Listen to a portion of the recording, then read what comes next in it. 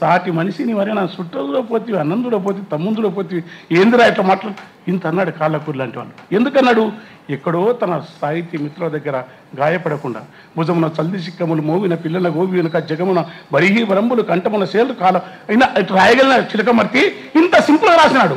ఇంత సింపుల్గా ఇంత ఎందుకు రాసిన అంటే ఎక్కడో గాయపడతారు, ఎక్కడో అంటారు అలాంటి తప్ప చిలకమర్తి లాంటి పద్యమే కాదు.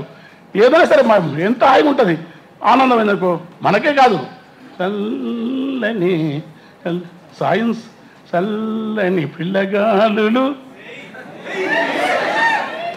రాగాలంటే ఒకటే రాగం గంటసాల చల్లని పిల్లగాలులు. మీకు నమస్కారం.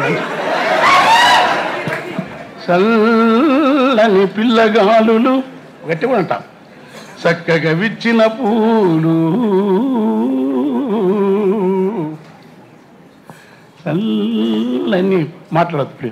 చల్లని పిల్లగాలులు చక్కగా విచ్చిన పూలు కెంపుతో నిన్న సమాడు ఆకసమో వ్యూహంలో పట్టు సంతదు మెల్లగా ఇంతరి చిరువేగములు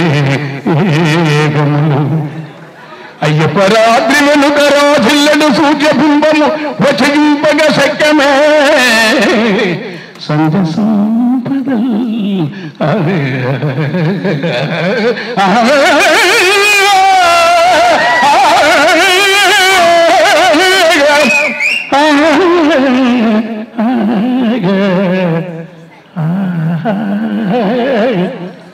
ఇంత అందంగా రాసినప్పుడు ఇది పేదవాళ్ళు ఎందుకు ఇష్టపడుతున్నారు? ఒరికి తెలంగాణ ఉంటారు. పద్యం ఏం రాసినావు, భాష ఏది, ఏ వర్గం, ఏ జీవితం ఎవరిది కాదు. కన్యాశుల్కం నాటకంలో బ్రాహ్మణ బలహీనత గురించి నాటకం అందరూ చూస్తారు.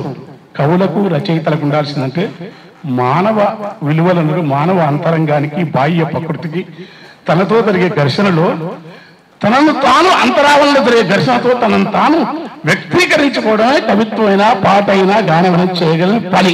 ఆ పని ఎవరైతే అద్భుతంగా చేస్తారో వాళ్ళు లోకంలో లివాడతారు. అందుకే మాకంటే ఈ పనిగా అద్భుతంగా చేసిన జానపదులు వాళ్ళు మనకంటే. ఎందుకంటే వాళ్ళకి అన్న తమ్ముడు అన్నాడు ఏం చదువు రాకపోయింది, జానపదం లేక ఉండడం కష్టం. పాండితులు కూడా మహాజ్ఞానాన్ని ఆకరించి జానపదులు అమాయకంగా ఉన్న వాళ్ళు మాత్రం గొప్పగా రాయగలరు, పాడగలరు. ఒక చీమకుర్తి నాగేశ్వరరావు ఎందుకు ఇంత బాగా అంటారంటే వాడు అమాయకంగా ఉన్నాడు కనుక. అమాయకంగా ఉన్న వాళ్ళు బాగా పాడతారు. గద్దరని అమాయకుడు కనుక మొత్తం తిట్లు బాధలు తిట్టించుకున్నాడు. మళ్ళీ మన పిల్లలందరూ వచ్చారు తుపాకీ తిన్నాడు, తూట తిన్నాడు, చూస్తే చివరికి ఏమీ లేదు. గవర్నమెంట్ రాకముందు వస్తుంది. అంటే జీవితం అంతా కవులు రచయితలు భ్రష్టయోగులు అన్నాడు విశ్వనాథ. నిజంగా కవి రచయిత భ్రష్టయోగులే. జీవితకాలం అంతా మనం గొప్ప సమాజాన్ని, గొప్ప సుఖాలను పొందడానికి వస్తే ఉన్నదాన్ని పాడు చేసుకుంటాం, లేని దాన్ని నిలుపుకోలేము. ఆ క్రమంలోనే గొప్ప సాహిత్య సృజన, కళా సృజన మనం చేయగలం. అది మీకు చెప్తూ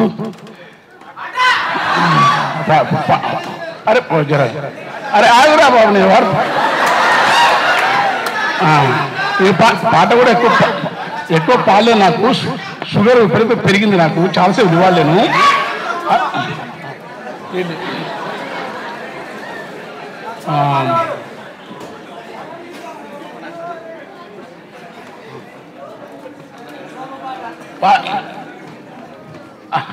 అంటే మొన్న మణిపూర్ నేను కూడా వచన కవిత్వం కూడా అప్పుడు రాస్తాను. నాకు ఇష్టంతో వచన కవిత్వం, గేయం కూడా రాస్తాను. కానీ అవన్నీ ఇప్పుడు నేను చెప్పే జాజు కొమ్మల భస్మం వేసిన దాని మీద చాలా మంది అంటే అవన్నీ చదవచ్చు. కానీ వచన కవిత్వం ఇప్పుడు అన్నాడు చూడు, చిన్న చిన్న వాక్యాలతోని అద్భుతంగా జీవితాన్ని చెప్పే పద్ధతి చెప్తున్నారు. నాకు ఏ ప్రక్రియన పద్యమైనా నాకైతే మొదటి నుంచి వీటి పట్ల ద్వేషం లేదు. పద్యం పట్ల, గానం కానీ, పాట, సమానార్థకాల వివరాలకు సిద్ధార్థాలంటే పెద్దలు ఉన్నప్పుడు మనకేంటంటే మమ్మల్ని ఆ పిల్లలు మా నాన్నలాగంటే వాళ్ళు సార్ కూడా మాకంటే 10 ఏళ్ళు పెద్దలు. వాళ్ళ ముందు మనం కూడా ఏం మాట్లాడకుండా నా లోరుని ఒక పాట పాడితే. ఎందుకంటే మరి మీరు ఏం చేస్తారంటే ఇప్పుడు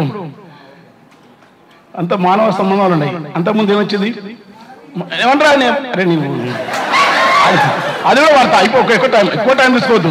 అయితే మానవ సంబంధాలు ఏమున్నాయి? ఇంట్లోకి పని మనిషి ఛాయ్ ఇచ్చేది. పని మనిషి ఇంటికి వస్తే ఛాయ ముందుకిచ్చేది. పని మనిషి ఇంటికి వస్తే ఛాయ ముందుకిచ్చేది. బాగుండవా ఏమంటూ మాట శృతి కలిపేది. వాకిరూడ్చే పని మెట్టిన వాకిట్లనే నిలబెట్టే. అంట్లు దోమే పని మనిషిని ఇంట్లకు రాణిస్తలేదు. అంట్లు దోమ పని మనిషిని ఇంట్లకు రాణిస్తలేదు. వాకిరుడే మనిషినేమో వాకిట్లనే నిలబెట్టే.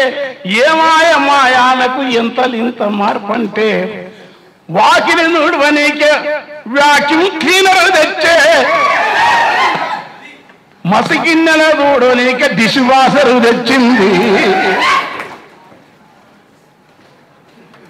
మానవ సంబంధానికి ఎక్కడ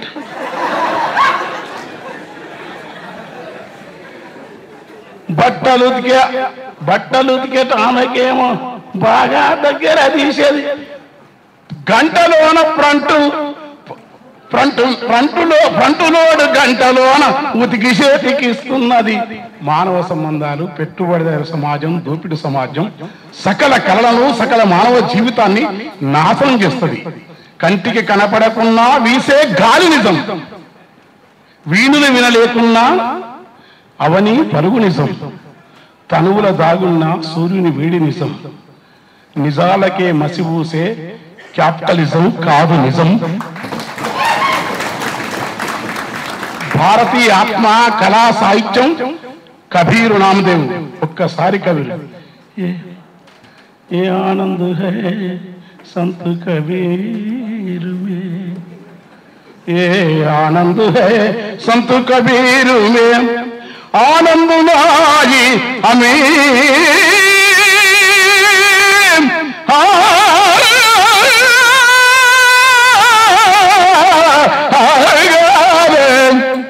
अमीर में आनंद नहीं पैसर లేదు. सुख दुख में सबके साथ रहेगे అన్న కబీరు, రాముణ్ణి ఆత్మరాముడని పోయిన కబీరు, ముస్లిం హిందువులు భేదం లేదన్న కబీరు ఇవాళ కబీరు యొక్క మాట నేరమైపోయే దుర్మార్గమైన సమాజంలో మనువాదం నా పైకి నెత్తిన తురుస్తున్నది. మనువాదం అంటే మనువు పుట్టిండలేదని కాదు, ఒక మనిషిని తక్కువ చేయడం. ఒక మనిషిని అంబేద్కర్ బోధినీడలో కొలువైన ఓముని అంబేద్కర్ రాసిన బోధినీడలో కొలువైన ఓముని దళిత వాడలో కాదు, వీధి వీధిలో నీ వెలుగే ఆమని, నీ అంతరంగమే కరుణకు ఆలయం వయా అంబేద్కరాయితకరని మరుమలేమయ భరత జాతి ఖ్యాతి నీవయా.